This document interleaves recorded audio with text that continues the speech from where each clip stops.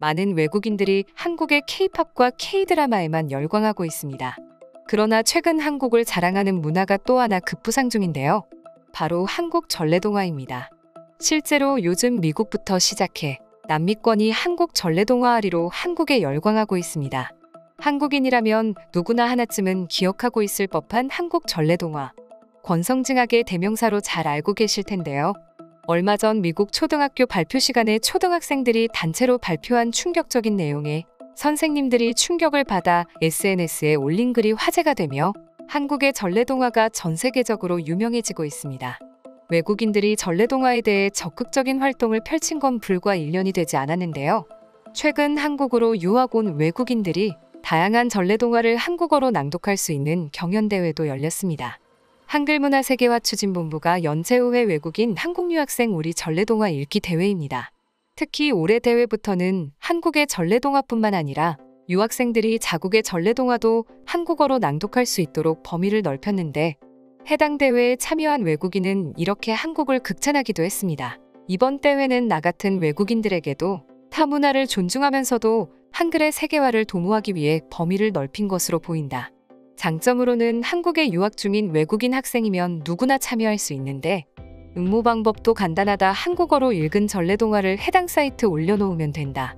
발음, 억양, 끊어 읽기, 전달력 등 4가지 항목을 중심으로 평가한다고 한다. 이번 대회에 참가하며 한국의 다양한 대회를 더 찾아보게 되었는데 한국은 한글 문화의 세계화와 함께 각국의 고유한 문화를 한글화하는 데 힘쓰고 있다. 이런 점은 아주 배울만한 점이다. 이미 우수한 한글을 전 세계적으로 좋은 영향력을 끼치기 위해 노력하는 모습은 한국인들에게도 대단한 자부심일 것 같다. 이러한 대회 말도고 한국의 전래동화를 직접 뛰어가며 온몸으로 전한 고교생들고 있습니다. 바로 재미동포 고교생들이 한국의 전래동화를 영어로 번역한 책 Korean Fable Collection, 한국 우화 컬렉션을 최근 펴낸 겁니다. 미국 캘리포니아주에 본부를 둔 화랑청소년재단에 있는 고교생들이 한국인의 전통과 정서를 세계 곳곳의 어린이들에게 전하기 위해 직접 번역을 하고 책을 출간했습니다. 화랑청소년재단은 학생들이 신종 코로나 바이러스 감염증 영향으로 교회 활동을 할 수 없게 되자 한국 전래동화 번역 활동을 하기로 의기투합했고 오랜 시간 머리를 맞댄 끝에 얻어진 결과물이다. 현재 아마존에서 인기리에 판매되고 있으며 136쪽에는 금도끼와 은도끼, 토끼의 간, 당군신화, 청개구리 이야기 등 11개의 전래동화가 담겨있다. 특히 전래동화 뒷부분에 화랑을 상징하는 김유신 장군을 소개하는 이야기는 영문과 한글을 함께 넣어 아이들이 이해하기 쉽도록 도왔다. 우리 11명의 고교생들은 전래동화 선정부터 스토리라인 작성, 일러스트레이션, 편집, 교정, 출판까지 6개월 동안 전 과정에 직접 참여했다. 학교 공부를 병행하면서 전래동화를 영어로 번역하고 이야기에 맞는 그림을 그리는 등 활동이 쉽지는 않았지만 책이 출간돼 많은 독자가 구입하고 있어 보람과 기쁨을 느끼고 있다. 고 전하기도 했습니다. 심지어 화랑청소년재단 고교생들은 판매 수익금 전액을 어린이 병원 2곳에 기증하기도 했습니다. 이렇게 다양한 활동들이 여러 나라에서도 알려지게 되자 미국 초등학교 선생님들이 한국의 전래동화를 직접 교육자료로 쓰자고 하는 일도 생겼는데요. 초등학교 수업 내용 중 한국의 전통과 역사를 소개하는 부분에 한국의 전래동화를 넣자는 이야기가 교육협회에서 주장되고 있던 와중 미국 뉴저지에 있는 초등학교에서 한 학생이 발표 시간에 보인 행동에 미국 선생님들이 놀라는 일이 벌어집니다. 당시 에비뉴 초등학교의 발표 수업을 맡았던 선생님이 개인 게시글에 올린 이야기입니다. 해당 이야기는 선생님들 사이에서도 큰 화제였습니다. 해당 글의 요약본입니다. 교직에 서게 되면 아이들의 많은 잠재력과 창의력에 놀라게 되는데요. 아마 이번 일이 최고가 아닐까 생각됩니다. 2달 전쯤 한국의 전래동화가 초등학생 아이들에게 교육자료로 좋다는 글이 선생님들 사이에서 퍼지며 몇몇 사람들이 관심을 가지긴 했지만 아무래도 한국과 미국은 문화권이 다르고 무엇보다 한국의 오래된 문화와 이야기다 보니 이를 정확하게 전달하기 위한 번역본이 있어야 하는데 제대로 된 번역본이 없어 교육 내용으로 적극 추진할 수 있는 방법이 없었습니다. 그러나 얼마 전 고작 한국교포 고교생들 11명이 한국의 전통 전래동화를 번역해 책으로 출간했다는 이야기를 듣자마자 해당 내용을 교육협회에 전하며 제가 그동안 공부했던 한국 전래동화를 교육자료에 넣자는 의견을 냈습니다. 사실 한국의 전래동화는 정말 놀랍습니다. 우선 한국은 서양의 동화와 다르게 희망적인 결말이 많으며 약한 자가 강한 자와 겨루어 이기거나 강한 자를 쓰러뜨리고 피한다는 이야기가 많은데 이런 한국의 전래동화는 권선징악과 효의 실천이 주제로 꼽힙니다.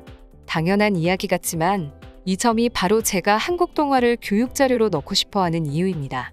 사실 북유럽 신화나 그리스 로마 신화 그리고 우리 서부권의 그림 형제 이야기 같은 동화들은 죽음이나 폭행 등 잔인한 묘사가 많아서 아동층을 대상으로 겨우겨우 순화했기 때문에 내용이 온전하게 전달되지 못한다는 점이 있기 때문입니다. 이렇게 해당 내용을 협회에 전달하며 바쁘게 지내던 중 놀라운 일을 발견했습니다. 저희 학생 A씨가 각 나라의 장점을 소개하는 발표 시간 중 한국의 전래동화를 주제로 선정했기 때문이었습니다. A씨는 발표 중 한국의 대표 전래동화 심청전을 직접 읽어주기도 했는데 반 아이들의 반응이 엄청나기도 했습니다. 심지어 전래동화 낭독 후 A씨의 발표 내용 덕에 제가 몰랐던 사실도 알게 되었는데 한국의 전래동화는 서양 동화의 아기돼지 삼형제나 빨간 망토 소녀의 늑대처럼 너무 추상적인 주인공들의 등장이 아닌 그 시대를 살았던 사람들의 직접적인 증언이나 이야기를 토대로 시작되어 더욱 현실적이게 와닿아 전달하고자 하는 바가 더욱 더 쉽고 오래 기억난다는 점이었습니다. 이 이야기를 들으니 제가 너무 어른의 시선으로 한국의 전래동화를 바라만 본 것이 아닌가 하는 생각이 들더군요. 이번 일을 통해 어떤 일들은 주관적인 시선뿐 아니라 아이들의 시선으로도 봐야 한다는 점을 깨달았습니다. 그리고 무엇보다 아이들이 한국의 전래동화를 좋아한다는 점이 무척이나 뿌듯했습니다. 어서 교육자료에 한국의 전래동화를 실을 수 있길 기대합니다. 해당 글에는 한국의 전래동화를 알고 있는 많은 외국인들이 댓글을 달았습니다. 한국의 전래동화는 정말 쉽게 읽히면서 동시에 오래 기억나는 것 같아요. 저도 아이에게 한국 전래동화 흥부와 놀부를 들려줬는데 아직 내용이 생생히 기억날 정도니까요. 그래서 제비는 아니지만 새가 보이면 잘해주고 있답니다. 사실 동화라는 게 모두 뻔한 내용이지만 이상하게 한국 동화는 그리스 로마 신화처럼 너무 허무맹랑한 이야기가 아니라 진짜 있었겠구나 싶은 내용이라 더욱 좋은 것 같습니다. 다들 아시겠지만 서양 대표 동화 그림 형제 같은 경우는 드라마로도 제작되었는데 원본을 각색하지 않고 제작한 탓에 청소년 관람 불가로 표시되기도 했습니다. 이에 비하면 한국의 동화들은 아이들의 교육자료로 쓰이기 정말 좋은 내용 아닐까요?